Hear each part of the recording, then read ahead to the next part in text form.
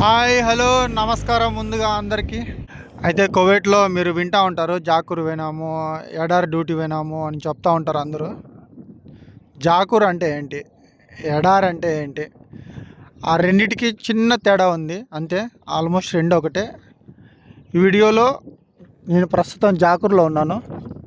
జాకూర్ గురించి చెప్తాను. ఇలా బిల్డింగులు ఉంటే జాకూరు.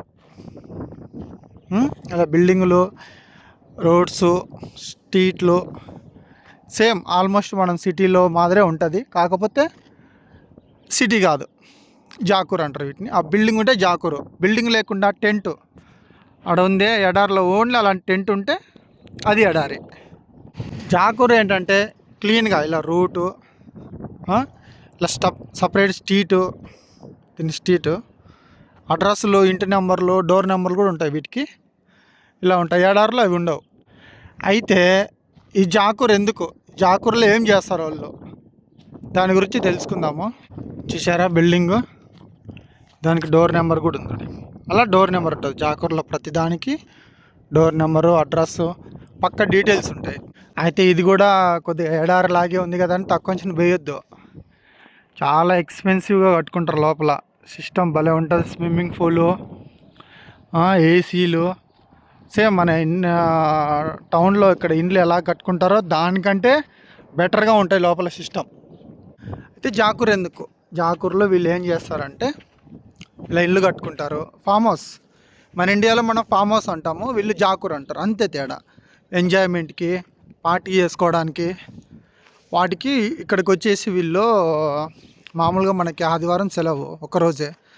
ఇక్కడ ఏంటంటే శుక్రవారం, శనివారం 2 రోజులు సెలవులు ఉంటాయి.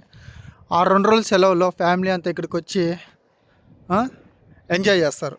లేదంటే గిన వాళ్ళు రాకపోతే గిన రెంట్కి ఇస్తారు. ఒక్క రోజుకి 100 దినార్లు. 100 దినార్లు అంటే దాదాపు 27,000 రూపాయలు ఒక్కరోజు బాడిగ దీనికి. ఆ రేంజ్లో ఉంటుంది మన లోపల సిస్టము. అయితే ఇన్ని డబ్బులు పెట్టి వీళ్ళు కడతారు, ఇక్కడ కడతారు, అమ్ముతారు కూడా. కాకపోతే ఏంటంటే చిన్న లాజిక్, ఇక్కడ వీళ్ళు అన్ని డబ్బులు పెట్టి కట్టుకున్నా వీళ్ళ సొంతం కాదు. వన్స్ గవర్నమెంట్కి సంవత్సరానికి ఇన్ని డబ్బులని వీళ్ళు కట్టాల. కట్టినంతసేపు వీళ్ళ పేరు మీద రిజిస్టర్ అయి ఉంటుంది.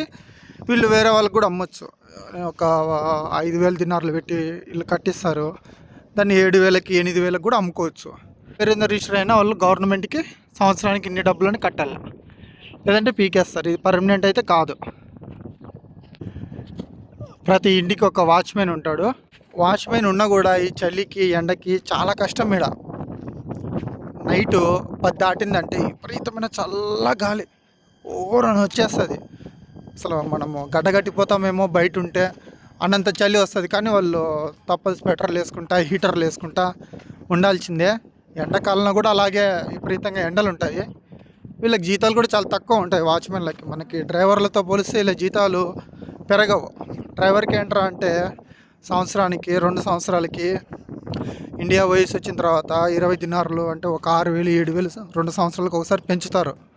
కోయిటుడు మంచోడు అయితే. వీళ్ళకి పెరగదు జీతం అంతే. ఇంకా అందుకే ఎప్పుడు జాకూర్లో బెంగాల్ వాళ్ళు, యూపీ వాళ్ళు ఎక్కువ పనిచేస్తుంటారు. మన తెలుగు వాళ్ళు ఎవరు జాకూర్లో చాలా అరుదు ఉంటారు, కానీ చాలా తక్కువ. చూడండి, ప్రతిదీ ఒక సిస్టమేటిక్గా ఇటొకటి, ఇటొకటి, డ్రెస్ ఇటొకటి, డ్రెస్ ఇటొకటి. ఈ జాకూరు మా మేడందే, మా మేడం వాళ్ళ అమ్మది ఇది. దాని తర్వాత ఆడకూడదుగా, అది ప్రస్తుతం ఇక్కడ చూసినాం మేము. అది మా మేడం వాళ్ళ అమ్మది, మా మేడంది కాదు. అయితే కువైట్ ఎంతైతే ఉంటుందో అంత కువైట్ అంత ప్రదేశంలో ఇలాంటి జాకూర్లు ఉంటాయి. చిన్నగా ఉండదు జాకూరు, చాలా పెద్దగా ఉంటాయి. ఇలాంటివి కువైట్లో దాదాపు ఒక 4-5 ఉంటాయి జాకూర్లు అనేటివి. ఇక్కడ ఒకటి వెస్ట్ సైడ్, నార్త్ సైడ్ అని, ఈస్ట్ సైడ్ అని 4-5 ఉంటాయి అన్నమాట. ఇది వచ్చేసి ఈజల్ జాకూర్ అంటారు. దీని పేరు వచ్చేసి ఈజల్. పేరు విచిత్రంగా ఉంది కదా పేరు. అవును, దీని పేరు వచ్చేసి ఈజల్. అదిగో అదే నా బండి పజీరో. మా మేడము, వాళ్ళ అమ్మళ్ళు, వాళ్ళ అన్నదమ్ములు అందరూ వచ్చినారనమాట. వాళ్ళు ఏంట్రా అంటే నిన్న వచ్చినారు. మా మేడం ఈరోజు పొద్దున వచ్చింది. మా మేడం నిన్న నైట్ వేరే పని ఉండి రాలేకపోయింది. ఈరోజు పొద్దున వచ్చింది. ఈరోజంతా ఇక్కడే ఉంటుంది. అయితే మా మేడం ఏంటంటే చూడు ఇంటి నెంబరు. మా మేడం ఇంట్లో నేను 6 సంవత్సరాల నుంచి పనిచేస్తున్నాను. ఎక్కడా ఉండదు, నైట్ స్టే చేయదు. తెల్లారి 2 అయినా 3 అయినా ఎప్పుడైనా ఇంటికి రావాల్సిందే. నిద్ర మట్టుకు ఇంట్లోనే పడుకుంటుంది. కోవిడ్లో ఇంతవరకు నేను ఎక్కడే కానీ జాకూర్లు ఎడారి పోయినా ఎక్కడ పోయినా కూడా అక్కడ ఉండదు. ఎంతసేపన్నా ఉంటుంది కానీ ఇంటికి వచ్చే పడుకుంటుంది. అదొక్కటి నచ్చుద్ది నాకు బాగా.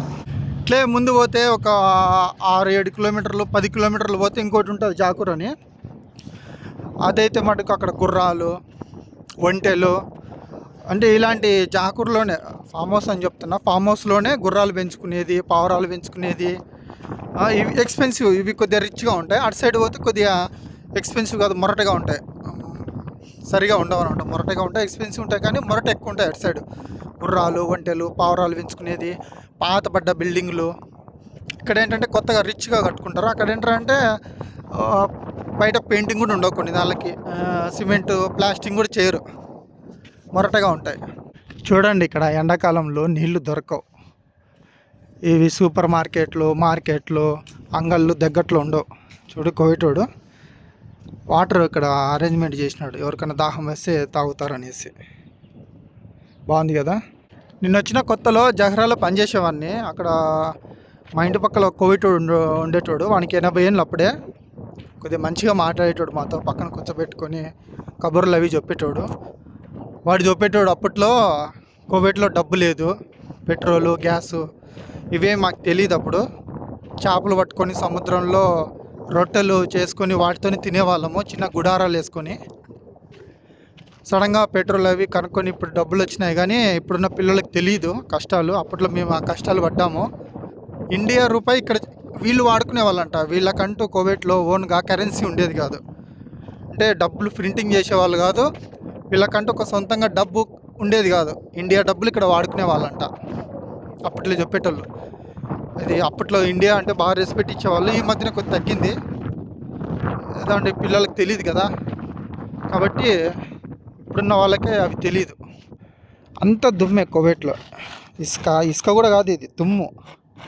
ఎటు చూసినా టౌన్లో అయినా మీరు ఎక్కడ పోయినా ఇదే ఉంటుంది. కాకపోతే టౌన్లో అంటే రోడ్లు వేసుకోవడము, కొద్దిగా నీట్గా ఇది చేసుకోవడం వల్ల మనకి ఇలాంటి దుమ్ము అది కనపడదు. కానీ మొత్తం కోవిడ్ అంతా ఇంతే, ఎక్కడ పోయినా ఇదే. సో కోవిడ్కి సంబంధించిన మరిన్ని వీడియోలు నేను అప్లోడ్ చేస్తుంటాను. మీకు నచ్చితే సబ్స్క్రైబ్ చేయండి, లైక్ చేయండి. Thank you so much.